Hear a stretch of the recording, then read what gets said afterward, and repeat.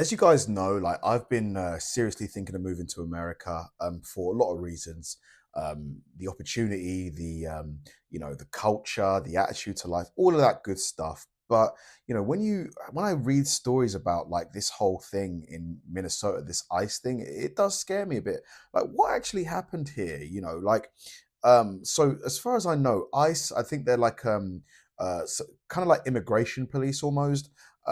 They shot somebody or something like that. Like, it's just, and from for the last couple of days, there's been a lot of talk about how they went too far. They shouldn't have did it. Apparently, the woman was just going about her business. So yeah, I just need to. Here we go. So Minnesota officials say they have been blocked by the FBI from the investigation into the 37-year-old Renee Good, who was shot and killed by a U.S. immigration agent on Wednesday. But like, why? I mean, why did they shoot her? I don't understand. So it says, here's the latest on the situation in Minneapolis, where yesterday an immigration agent shot and killed US citizen Renee Nicole Good. So there's protests. I'm sure, like in Minneapolis, some protests earlier today led to physical altercations between residents and ICE agents.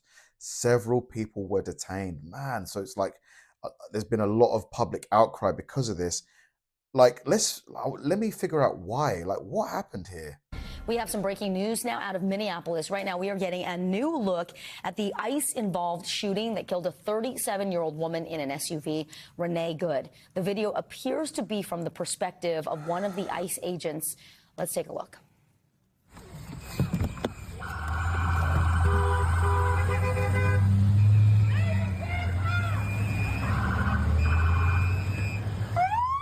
So far, she's just driving her car. That's fine, dude. I'm not mad at you. Show your face. I'm not mad at you. That's okay. We don't change our plates every morning, just so you know. It'll be the same plate when you come talk to us later. That's fine. U.S. citizen, former.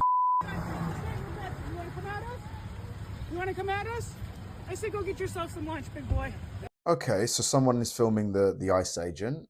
So far, I don't think any laws have been broken, unless correct me if I'm wrong. Go ahead. Out of the car. Get out of the car. Get out of the car. Whoa! Okay. NBC News national law enforcement and intelligence. So she hit the ICE agent with her car. Intelligence correspondent Tom Winter joins us now. Tom, walk us through what you saw in this video and the perspective you say appears to be from the ICE agent who fired the shots.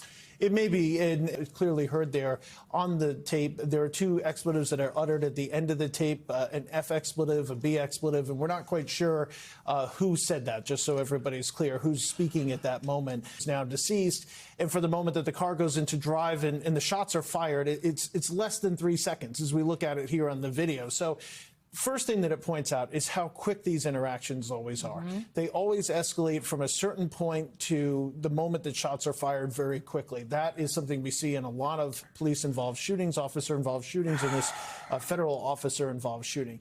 The second thing is clearly there's some sort of a interaction here that had been going on. And this is why I've been saying since the moment on air with you, on air with everybody, since the moment that this has happened, what happened before this occurred? Right. What is the discussion that is occurring here? It does answer. Because why are they there? Like, why are the ICE agents at this person's residence? Why are they trying to detain her? Is it under the suspicion of her being in America illegally? Like, I mean, that must be why they're there, right? Because that's their job. But do they have the right to just detain people at random or on suspicion of being in America illegally? Like, can they just say, oh, I think you are not here, with the right papers, you're under arrest, you're detained? Can they do that? Appear to answer some questions that we've had since this incident began, which is what was the interaction like at the car? Right. As I said on the Today Show yesterday morning, okay, so does she say something back to the ICE agents? What are the ICE agents asking or commanding her to do? And is there a moment of panic that occurs there? Is there a statement that happens there? And now we have clarity on that, in that there is no specific statement that she utters at that moment. Right. They are clearly commanding her to get out of the vehicle. They're giving her some sort of a command. And go ahead. Does she have to follow those commands? Great question. Do they have the same powers as police officers? Do ICE agents have the law-given right to like detain someone purely based on suspicion of being in America illegally? As someone who was there, a U.S. citizen, we assume not the target of those operations at that time. Is she under a legal obligation to obey? Typically, yes, because law enforcement has their lights on. Law enforcement is giving you a command. They're asking you to step out of the vehicle.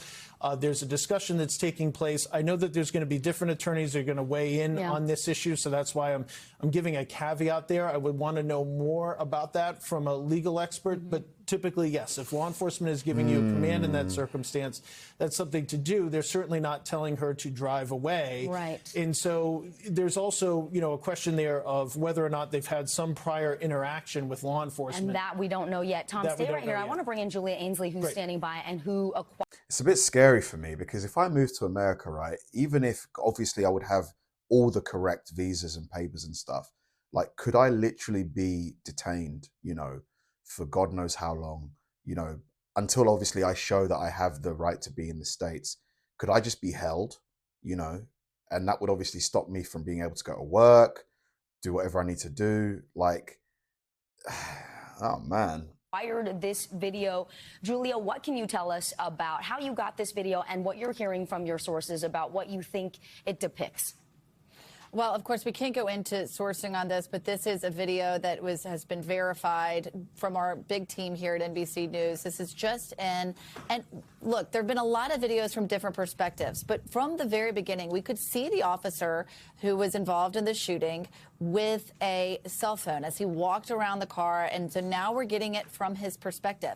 Unfortunately, we're not able to get a body cam. That's what we really want as journalists in this perspective, because body cams stay on the vest, and so when he goes to reach for the gun at the end of this video, that's when our view drops out and we just see the car. If we could have seen the vest, of course, we'd be able to get a more clearer perspective on exactly what this officer saw when he made that decision to shoot. And yeah, because surely he must have saw, like, unless he saw her, maybe draw a weapon herself, like, is it justified for him to shoot her? I don't know, man. What do you guys think about this? This is just such a horrible situation. Fortunately, ICE does not have a mandatory policy on body cameras. They had a pilot program that started under the Biden administration, and right now, no more than 20% of ICE officers on the streets actually have body cameras, and even if they do, they're not required to turn them on. So what we have is this, but as Tom points out, I mean, it does give us more of an idea into the interaction between these two parties. Now, the woman you see who's speaking to the officer the most, who's out of her car with the camera, I believe, and I don't think we're going out on a limb too far here, I do believe that is the wife of Renee Good, because so that people who are protesting them don't follow them from location to location, and they can do their jobs more covertly and presumably with more safety. And so she's saying, we're not changing our life. Officers are trained. They're told also never to come at a car from the front. And you can see he walks around the car. Because, yeah, if you go from the front, good chance that the person at the driving can accelerate and go for several you. times. Things seem to escalate right as he's at the corner of the car. So again, what we would want is a body cam footage to be able to see if that corner was aimed near him.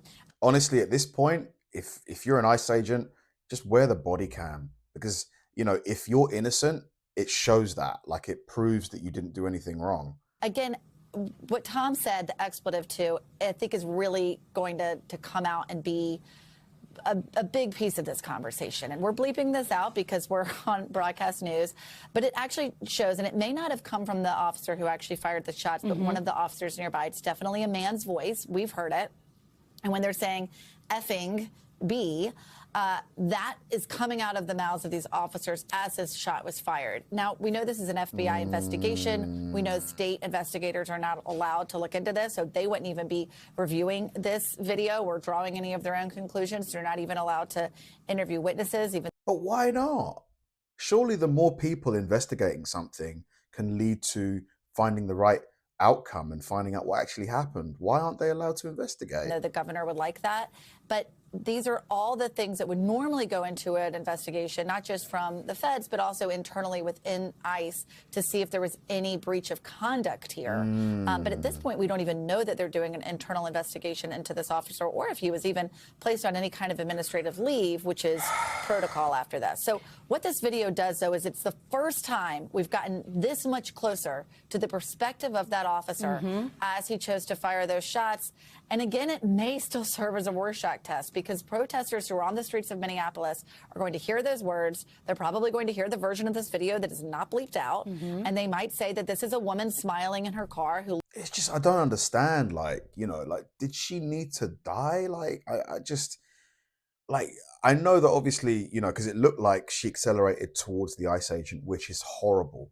Obviously, terrible, scary for the ICE agent. But did he need to shoot her? Like, man, like, looks cooperative, and then you have an angry ICE officer. But you may have people on the other side who say he was so close to her car when she began to accelerate. So it's another piece of this very complicated picture.